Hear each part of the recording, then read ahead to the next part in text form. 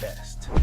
Me, you wanna know what I do when I act bad? I do what the f I want. Mm-hmm. I'm gonna do what the f I want, say what I want. That's acting bad. Like, that's why I with you too. Yeah, I'm hanging out the window. Yeah, you with the I'm twerking. That's what the f I'm doing what the f I want. Yeah, you living life. Yeah, acting bad. Yeah, acting bad. That's what's up. A hurt woman will probably do anything. I will be saying something about it. I'm in amazement on what's going on in the world. But hey, who am I? I am somebody. Even I get tired of this, man. Woo! It's too much cooning and buffooning, y'all. Too much. And we all guilty of it. Cause, but damn, man. I can't believe this is what hip hop has become, man. I just can't. My mind is like blown, man. So, y'all need to watch some documentaries on hip hop. People don't even know what hip hop is. Netflix has this great documentary on hip hop, the history of hip hop. I know, I think Steve Stout did one. Fr3ak0ffs. Just go to YouTube, man. Go to YouTube, man. And I'm not one to cast no stone, but damn it, I know when to stop. Going in public and shooting at another celebrity, it don't make sense. And $1 million is something that, you know, you can pay, but it ain't gonna cover up for the fact that you f***ed up your career, son. Well, you know, a setup is a setup no matter how you put things together. You know, we're not here to put people in jail, but we are here to bring clarity to certain situations, and the clarity comes from understanding that, you know, there is envy in this industry and there is hate in this industry, which are two different words. And when you take hate and you take envy and you try to put those together, that's a strong beast. You know, and some of those people that are sitting around us celebrities, or those people called people of higher, you know, in higher positions, they want our position. And there is nothing, no ifs, ands, or buts about it. And they'll do anything to get. Because if there's anything you should know, it would probably be that Diddy and the lost list of controversies he's dragging with are not leaving anytime soon. I want to talk about that today. All I can say is sometimes, you know, you got to move on. Sometimes, for real, with like everything. I'm one of the people that it's like, that it's hard for me to move on. I remember when I got fired from Uptown, I was crying like a baby. I didn't want to go out there in that big world. Shout out to anybody that got fired though. But for me, my was just, you know, I ain't had no more choice.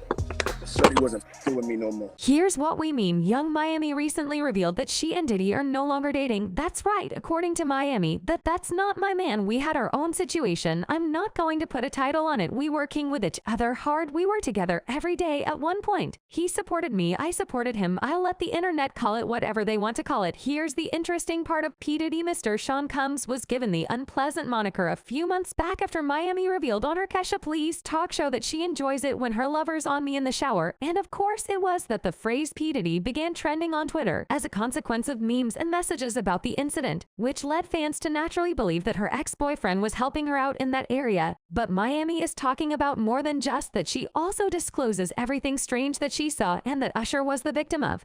And while we may not be aware of all the details, Usher has come forward to discuss how Diddy coerced him into becoming gay. As for the other stuff, well, that's another story entirely. For now, just connect the dots, will you, in case you're a bit behind. Usher first attracted Sean Diddy Combs' interest at the young and naive age of 14 without realizing what he was putting himself through before going on to become the successful man that he is today. Evidently, P. Diddy, the record producer, signed Usher to Bad Boy Entertainment right away, obviously not just for boosting his career, but for fulfilling his gay fantasies. My brother right here from day one, we used to wake up and, damn, pause, but like, check this out. Back in the days when he was like 10 and I was a little bit older, his older brother, we used to fight over the frosted flakes. Just turn with it, breathe it in. Yeah, they yours, when you go see this for you. This ain't for nobody else but you. You take that time, boy. I see you. Fly ass motherfucker. Doing, baby, you were in the kitchen. eating all my cereal. I was having a good time, you know what I mean? Does he have you doing any chores? Are you doing dishes at all? I mean, to keep you humble somewhat? Or are you just like, can you stay up till 4 in the morning with them and party? I mean, I could. I actually stayed up longer than them. And what do you have money? What's going on? I mean, I had like per diem. I had like, you know, What like a a living. life. Yeah, it's pretty crazy. 14 years old. You're a dad now. Would you ever send your kid to Puffy camp?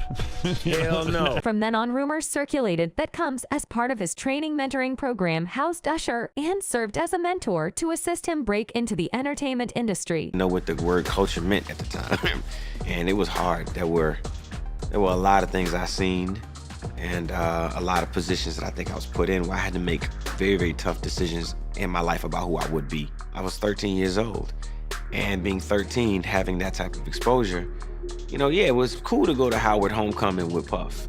It was great to be able to go to Club USA or the Supper Club, you know, with Puffy in that time, or the Tunnel.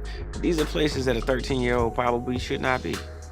You know, most kids will be excited about it. You know, most kids are trying to figure out, you know, how to be around, you know, hot girls, pretty girls. I'm around grown women, and I'm seeing them do things and have experiences that I'm not quite ready for. You know, and I think that he was just trying to show me the lifestyle. However, that's not what I was there for. I was there because I wanted a career, man. So we would fight, we would tussle. More than often, I think Puffy would say, man, you gotta chill. Like, you just a little bit too intense. You know, you gotta relax. Like, yo, man, I'm here to work, man. I ain't sang in a week.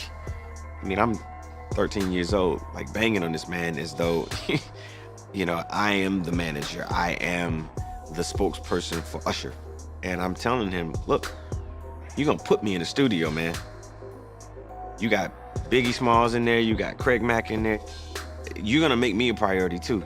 I'm not here to party with you. I don't wanna go to the clubs. Matter of fact, I'm too young to even be in here. Why you got me in clubs? I think as a kid, I realized, hey, look, that's not my ring. That's not my moment. That's not my bottle. That's not my drink. That's not my celebration. So I'm not here to celebrate. I wanted people to be excited about me the way that they were excited about him. I wanted my own success. I would stay at the studio.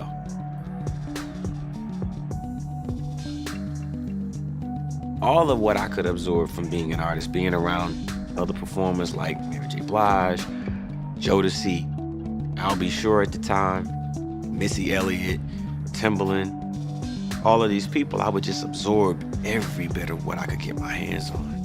I was just pulling everything I possibly could. There was a lesson in all of it. There was something to pull from it all because I got a chance to see a glimpse of the lifestyle, a glimpse of the idea of what it was to be successful. And part of all of this is really, if you can see it, then you should believe. Yet Usher just came clean about the unpleasant parts of his early career. Usher claimed that while still a minor, Combs had exposed him to NARS and crazy parties, leaving him nervous about everything. Let me reframe you on something. Remember Usher? We was at the Swiss Hotel. Puff had Kim in the room. Had one of Keith Sweat's baby mothers in the big room outside the master bedroom. He came outside in his robe. She gave him a fellatio right there. His back was turned to me. She gave him a fellatio. You knocked on the door. I came and opened the door for you. Puff went in the room. You came in the room and kissed that girl dead in her mouth.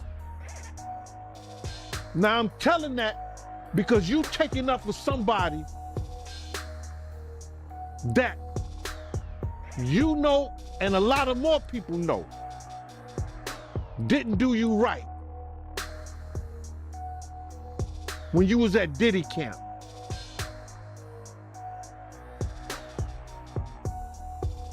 Y'all put it together.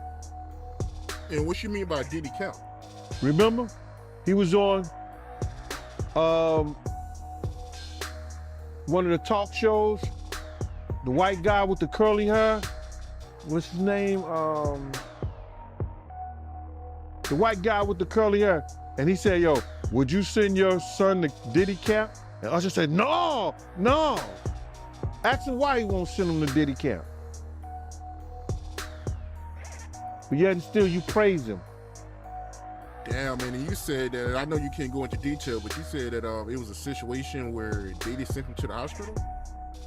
Let Usher explain that to you. Let Usher mama explain that to you. And the hospital was in Scarsdale, New York.